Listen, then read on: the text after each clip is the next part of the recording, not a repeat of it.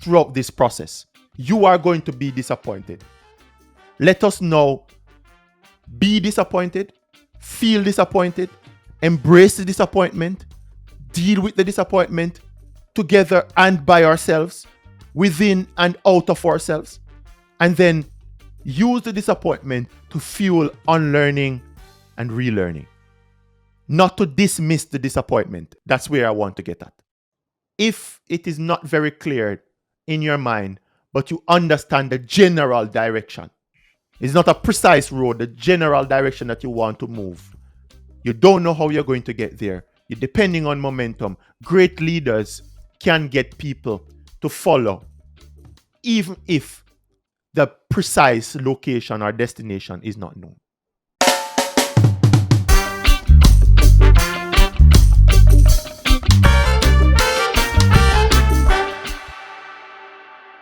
So often we want to define how fast and when we will arrive. It's kind of inherent in our construct to kind of understand when, and it's a valid question we ask. When are you coming? When can we join? When will you be here? When will you go? When will you be back? When will I? When will we get? The question of when is sort of, and I think we're getting a better understanding of the when that we've promised and we are going to discuss, is that a lot of questions, how, what, and why, can be asked up front, can be sort of understood to a certain level, at least initially. We'll have to unlearn and redefine them, that we understand, but they can be discussed, understood, and a process can be created around the other questions. The when, what, where, how. Not the when, the how, what, why, where questions. But the when question, when are we going to arrive? When are we going to reach? Question has to be determined by momentum. And I love that point that you touched on. Leave that up to momentum. That a question that if you try to answer will act as a restraint and as a limit to what momentum can do for you and your team and the system that you're working within. Very well said, Jamie. The when question almost has to be asked at the end. It's a question where maybe that's not the right way of putting it, but it's a question that is if you ask it now, an hour later, it's a different answer. Yes. Because momentum. Go ahead. No, you're right. I'm just agreeing with you. I say it's a moving target. Momentum is excellent. Momentum is a compound thing. 1 + 1 = 4. Yes. So momentum, leave it up to momentum. I'll leave a lot of the roadblocks, a lot of the problem solving to momentum. Very important principle. Before we dive into momentum, you were at asking people to take the first step, and then the second one will follow. But how do you get people to take that first step? And first of all, is the 80-20 rule. You get 20% of the people to be prepared to do 80% of the work.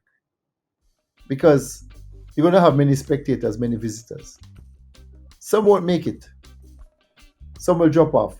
Many will be converted along the way. Don't try to convince them before you start. Let them experience the ride, and some will come along. Some will be left in the train station. Some will drop off. But if you try to get all hands on deck before you start, you're wasting your time. It's that 80-20 rule, that 80-20 principle. That 20% will always do 80% of the work. Be prepared for that. That's the first thing. The longest journey begins with the first step. So we want to answer a lot of the questions before we start. Get the train on the road. get the train moving and adjust along the way. Because as long as you're in station, you're going nowhere. Most of your planning will be done while moving. Because the planning that you'll be doing will be relevant. You can plan so many scenarios that you analyze until you paralyze and you don't move. Right. Move, analyze, and adjust. I believe adjustment is one of the greatest tools that you have in your kit. Use that when I'm trying to avoid. Because the greatest destinations need to be traveled where there's no path. So you have to go to create a path. In creating a path, many things will come by first-hand discovery. And be agile to adjust. Keep connecting with your strategies. You have to keep reconnecting with your strategies. You have to view technology as a servant and not as a master. You have to focus on the outcomes. These are just some of the things that you have to do. The whole perspective have to change. Excellent. That you expect the unexpected. Correct me if I'm wrong, but this is my understanding of when you say if you're at the train station, you're going nowhere. When you say understanding where you want to go, correct me if I'm wrong. When I look back and having been on the journey with you, very grateful for you taking me along throughout that process. I haven't thought about it for a while. It is my understanding that the destination or the vision that you have in itself is constantly evolving. Meaning, people would think that you have it all defined, very clear picture in your mind. And sometimes leaders tend to want to have that before they move. So that acts as a limiting factor to no movement at all. Because the destination is not clear to them. And it's common thought that if you're going to have a vision, the vision needs to be extremely clear in your mind for you to communicate it. And I think that's where great leaders separate themselves. Great leaders, not managers, great leaders understand that the destination in itself is also constantly evolving. And because it's such a bold move and the vision is so bold, you are sort of creating the destination along the way as well. Because it doesn't exist. And you come back to the question of if there's nobody around to hear the tree falling, does it make noise? It's a fundamental question. It's an existential question. Meaning, a destination, if you're moving to a place where it doesn't exist, and the move is so bold, where it's not red ocean, it's blue ocean, then it has to be created and designed. If it is not very clear in your mind, but you understand the general direction, it's not a precise road, the general direction that you want to move. You don't know how you're going to get there. You're depending on momentum. Great leaders can get people to follow, even if the precise location or destination is not known. Great. And if your destination and location is known, you don't need a vision. All you need is a map. Right. But you need a vision when you're going to create something. You don't know what to expect. You just know it's bigger than you. It's big. It's huge. And the real value is in the process and not in the destination. If you're hung up and headstrong about the destination, you miss the great opportunity to learn, which is in the process, along the way, along the journey. That's the part you have to focus on. And when you enjoy that move, then destination doesn't matter. Wherever you stop, it's so huge. When people see a good destination, you only see a starting point. Because as long as you need a destination, there's no need to unlearn, to undefine. But when you make stops, it's an opportunity to refuel, recharge, and go again. How do you then get people to move? How do you get people to have that initial leap of faith? The 80-20 rule works, but that 20%, how do you arm them as a leader in that situation? Well, the first thing, you have to first believe in the process that you don't understand and don't know. People will follow your passion. You have to be authentic. You have to be doing this with a purpose bigger than you. If it's about you trying to prove a point for yourself, people will not buy into it. When people can see your heart, you have to be, at some levels, vulnerable to show that you're doing something that you don't need to do, but something that you're passionate that you need to do it. Because you're doing it for more than you. It's not about you. Your purpose has to be bigger. When you're connected to a purpose, it attracts people. And it attracts many type of people too. So let's not get fooled. People are going to come on for different reasons and seasons.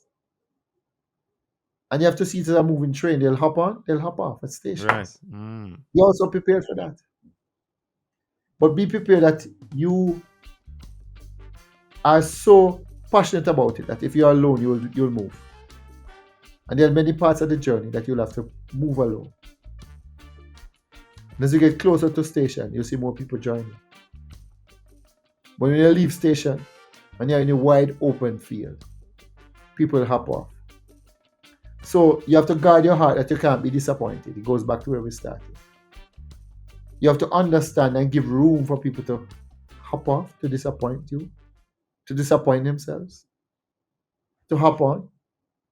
That it requires forgiveness along the journey.